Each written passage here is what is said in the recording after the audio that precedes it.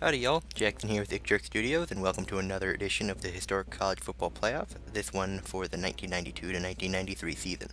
Things will kick off in Miami as the number 1 11-0 Miami Hurricanes will look to use their fortunate home field advantage against the number 4 10-1 Florida State Seminoles, whose only loss came in that very stadium against that very opponent on a missed game-tying field goal in the waning seconds of the game.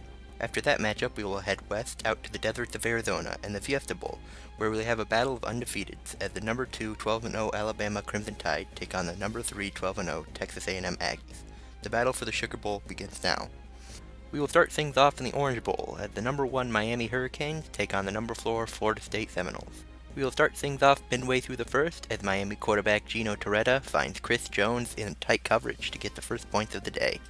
On their next drive, Torretta would find senior receiver Horace Copeland deep for a 28-yard score and a 14-0 advantage. And their dominance would continue on their following drive, as Torretta would once again find Copeland to extend their lead to 21. Florida State would not go out quietly though. As the first half was coming to a close, they would find the end zone, as quarterback Charlie Ward finds Kevin Knox over the middle for a 31-yard score, and to cut the Hurricane lead to 14 heading into half. Miami's first drive of the second half would not go well. So bad, in fact, it led to Seminole points as they would block and recover the Hurricane punt.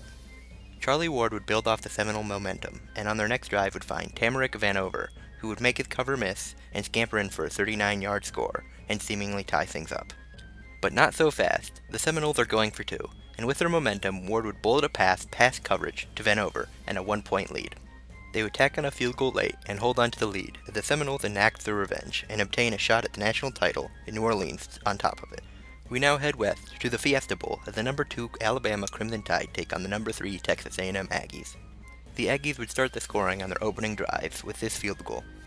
After a quiet rest of the first, the Aggies would again find points midway through the second with this 51-yard touchdown pass.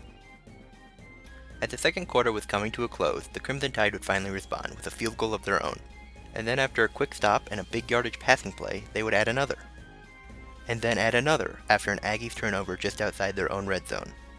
On their first possession of the second half, the Tide would turn the 1-point deficit into a 6-point advantage as Jay Barker finds pay dirt on a quarterback sneak.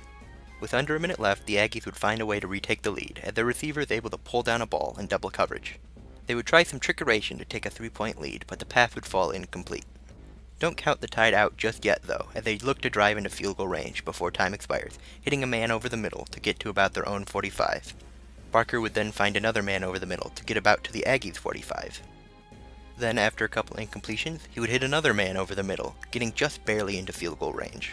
And with that, the Tide have a chance to win, and the 49-yarder just barely squeaks in. Alabama wins it 18-16 to advance to the national championship game against number 4 Florida State.